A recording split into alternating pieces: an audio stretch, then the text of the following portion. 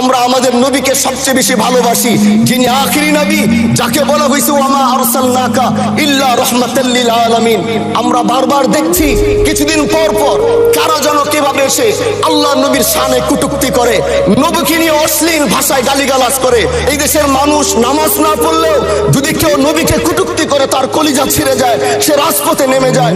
আমি বলবো যারা নবীকে কটূক্তি করে, নবীর নামে গালিগালাজ করে, এদের মৃত্যুদণ্ড এই আইনটাও যেন বাংলাদেশের এই সংসদ থেকে পাশ করা হয়।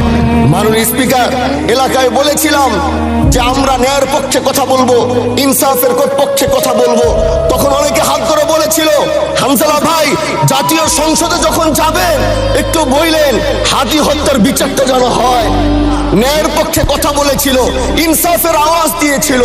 আমাদের মতোই যুবক মাননীয় স্পিকার, তিনি এই যে স্বপ্ন বলেছিল এক সুন্দর বাংলাদেশ করবার, রাস্তার ভিতরে সেই স্বপ্ন থামিয়ে দেওয়া হয়েছে।